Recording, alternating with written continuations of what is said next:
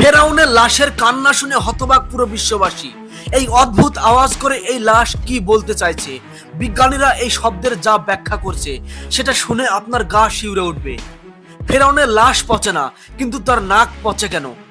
ফেরাউনের চুল এবং নখ ক্রমশ বড় হচ্ছে কেন? প্রতি বছর ফেরাউনের লাশের উপরে সূচো এবং ইঁদুর ছেড়ে দেওয়া হয় কেন?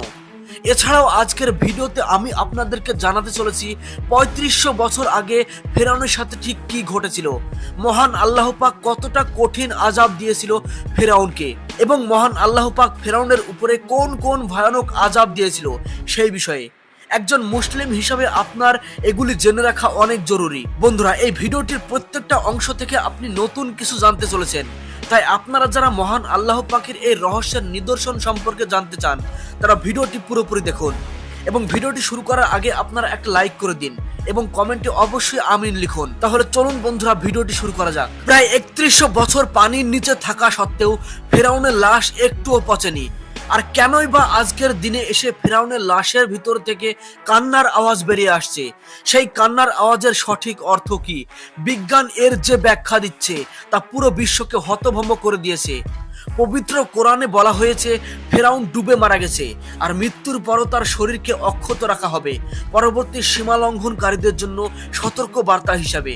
কিন্তু সেদিন ফেরাউনের সাথে কতটা ভয়ঙ্কর ঘটনা ঘটেছিল একজন মুসলিম হিসাবে এটা আপনাদের অবশ্যই জেনে রাখা উচিত। ফেরাউন তার শাসনকালে মানুষের উপর অনেক জুলুম এবং অত্যাচার করত, গরিবের হককে ভক্ষণ করে নিত, তাদেরকে পশুর মতো খাটিয়ে নিত, বিনিময়ে তাদেরকে অনেক কম পরিমাণে মজুরি দিত।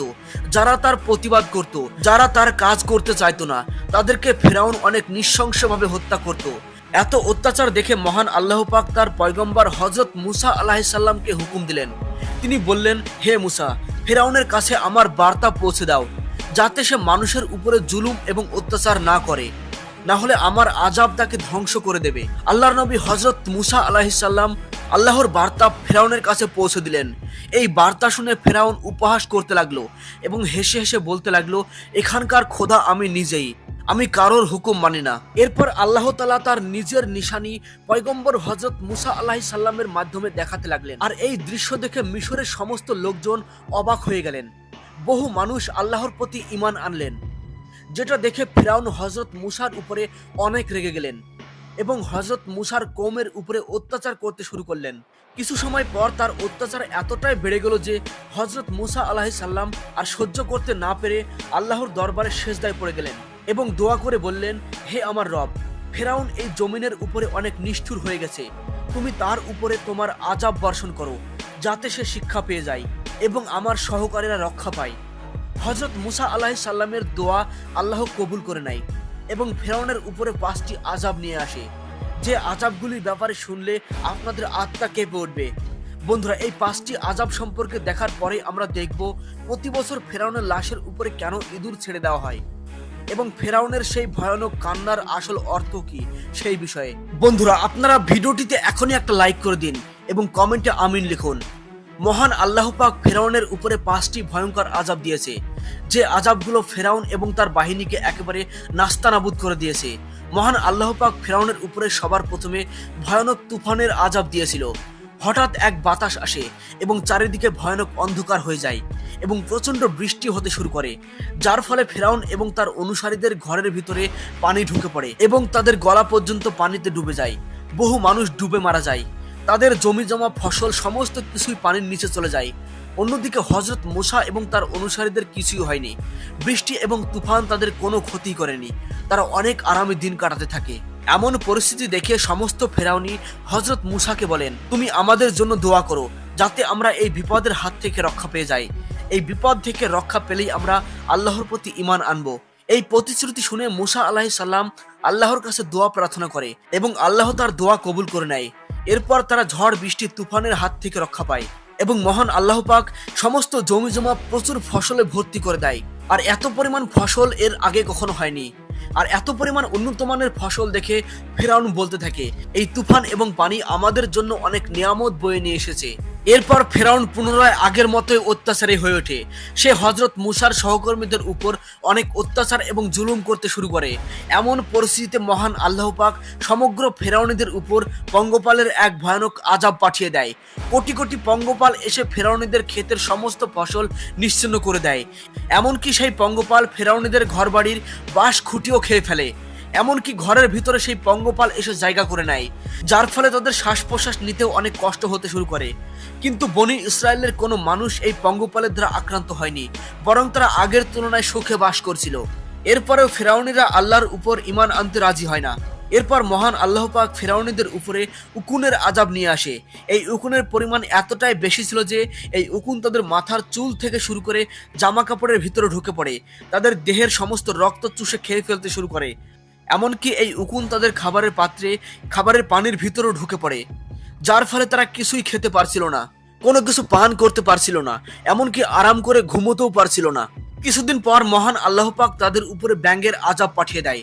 আর সেই ব্যাঙের পরিমাণ এতটাই বেশি ছিল যে চারিদিকে শুধু ব্যাঙ আর ব্যাঙ দেখা যায়। ফেরাউনিরা যখনই কোনো জায়গায় বসতে যায় তখনই সেই স্থান প্রচুর ব্যাঙে এসে দখল করে নেয়। তাদের খাবার এবং পানির মধ্যেও ব্যাঙ ভর্তি হয়ে যায়। তারা যখনই খাবার খাওয়ার জন্য মুখ খোলে সঙ্গে সঙ্গে তাদের মুখের ভিতরেও ব্যাঙ চলে যায়, যার ফলে তাদের খাওয়া, চলাফেরা এবং ঘুমানো একেবারে বন্ধ হয়ে যায়। এমন পরিস্থিতিতে ফেরাউন তার সমস্ত দলবল নিয়ে হযরত মুসা আলাইহিস সালামের দরবারে পৌঁছে যায় এবং এই আযাবের হাত থেকে রক্ষা পাবার জন্য ভিক্ষা চাইতে শুরু করে এবং বলে, এবার আমরা অবশ্যই আল্লাহর প্রতি ঈমান আনবো এবং সমস্ত বনি ইসরায়েলকে আপনার হাতে তুলে দেব। মহান আল্লাহ পাক পুনরায় হযরত মুসা আলাইহিস সালামের দোয়া কবুল করে নেন এবং ফেরাউনের উপর থেকে সমস্ত আযাব উঠিয়ে দেন। এই আযাব থেকে মুক্তি পেতে ফেরাউন পুনরায় তার আগের রূপে ফিরে আসে এবং বনি ইসরায়েলের উপরে প্রচন্ড অত্যাচার করতে শুরু করে দেয়, যার ফলে মহান আল্লাহ পাক পুনরায় তাদের উপরে রক্তের আযাব দিয়ে দেয়। তাদের সমস্ত কুয়ো এবং খালবিল, পুকুর রক্তে পরিপূর্ণ হয়ে যায়। এমনকি তাদের খাবারের আসবাবপত্র থেকে শুরু করে সমস্ত কিছু রক্তে পরিপূর্ণ হয়ে যায়। অন্যদিকে মুমিনদের উপরে এর কোনো প্রভাব পড়েনি। তারা অনেক সুখে দিন কাটাচ্ছিল এবং তারা পরিষ্কার ঝকঝকে পানি পান করেছিল। এমন পরিস্থিতিতে ফেরাউনিরা মুমিনদের একই পাত্রে মুখ লাগিয়ে পানি পান করার চেষ্টা করে, কিন্তু একই পাত্র থেকে মুমিন ব্যক্তিরা ফ্রেশ পানি পান করলেও ফেরাউনিদের মুখে পানির বদলে তাজা রক্ত আসতে থাকে। বাধ্য হয়ে ফেরাউন এবং তার সহকর্মীরা গাছ, লতাপাতা এবং গাছের মূল থেকে রস বের করে খেতে শুরু করে, কিন্তু সেই গাছ, লতাপাতার রস তাদের মুখে গিয়ে রক্তে পরিণত হয়ে যায়। কোনো উপায় না পেয়ে ফেরাউন এই আযাব থেকে মুক্তি পাওয়ার জন্য আবার হযরত মুসা আলাইহিস সালামের দরবারে এসে উপস্থিত হয়ে যায় এবং হযরত মুসা আলাইহিস সালাম আল্লাহর কাছে দোয়া প্রার্থনা করতেই আল্লাহ সেই দোয়া কবুল করে নেয় এবং 7 দিনের মধ্যে সেই আযাব ফেরাউনিদের উপর থেকে উঠে যায়। কিন্তু আযাব উঠে যেতেই ফেরাউন পুনরায় তার আগের রূপে ফিরে আসে এবং বনি ইসরায়েলের উপরে প্রচন্ড অত্যাচার শুরু করে দেয়। এরপর হঠাৎ একদিন ফেরাউন হযরত মুসা এবং তার সহকর্মীদেরকে হত্যার জন্য বিরাট এক সেনাবাহিনী নিয়ে বের হয়ে যায়। এমন পরিস্থিতিতে মহান আল্লাহ পাক হযরত মুসা আলাইহিস সালামকে সেই রাতেই তার দলবল এবং সহকর্মীদেরকে নিয়ে শহর ত্যাগ করার নির্দেশ দেন। সঙ্গে সঙ্গে হযরত মুসা আলাইহিস সালাম তার দলবল নিয়ে সেখান থেকে সরে যেতে শুরু করে। আর এমন ঘটনা জানতে পেরে ফেরাউন বলতে থাকে, যত কিছুই ঘটে যাক, আমি মুসা এবং তার দলবলকে হত্যা করে ছাড়বো। এরপর ফেরাউন তার দলবল নিয়ে মুসা আলাইহিস সালাম এবং তার সঙ্গীদেরকে পিছু ধাওয়া করতে থাকে।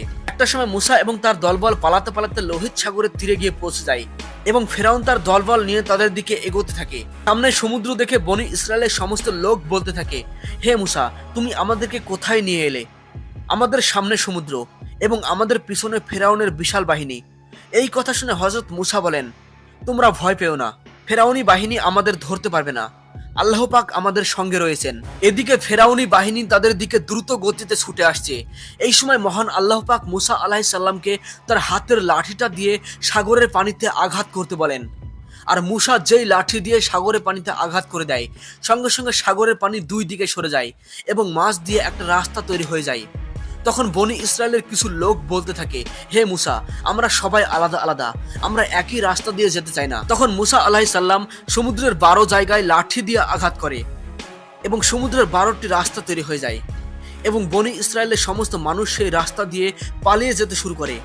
বনি ইসরায়েলের সবাইকে সেই রাস্তা দিয়ে পালাতে দেখে যখনই ফেরাউনিরাও সেই রাস্তায় নেমে পড়ে, যখনই মুসা আলাইহিস সালাম তার দলবল নিয়ে সমুদ্র পার হয়ে যায়, তখন ফেরাউনিরা ঠিক সমুদ্রের মাঝামাঝি জায়গায় অবস্থান করছে। সঙ্গে সঙ্গে মহান আল্লাহ পাক সমুদ্রের পানিকে আগের মতো হয়ে যেতে বলে, আর সমস্ত ফেরাউনি সেই সমুদ্রের পানিতে ডুবে মারা যায়। পানিতে ডুবে যাওয়ার মুহূর্তে ফেরাউন চিৎকার করে বলতে থাকে, আমি মুসা এবং তার ভাই হারুনের আল্লাহকে মেনে নিচ্ছি এবং আল্লাহর প্রতি ঈমান নিয়ে আসছি।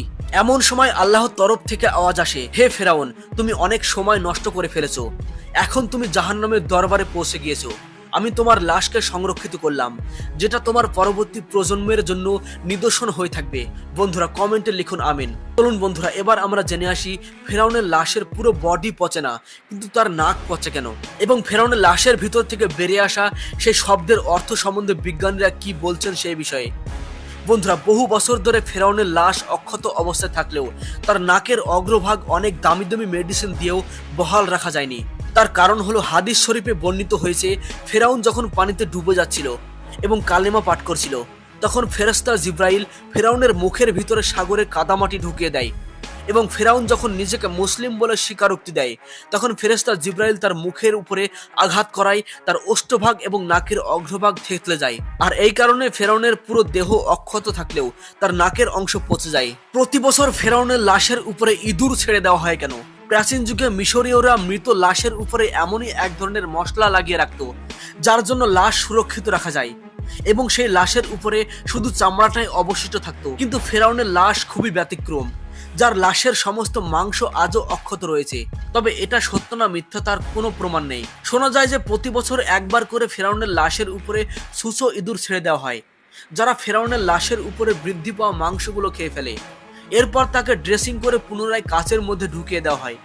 মহান আল্লাহ পাক ফেরাউনের লাশকে এই কারণে সুরক্ষিত করেছেন, যাতে কিয়ামত পর্যন্ত যতজন ব্যক্তি এই পৃথিবীতে আসবে সবার কাছে যেন ফেরাউনের লাশ একটি নিদর্শন হয়ে থাকে।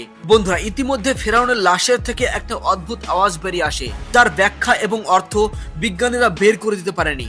আপনি যদি একজন মুসলিম হয়ে থাকেন তাহলে ভিডিওটিতে অবশ্যই একটা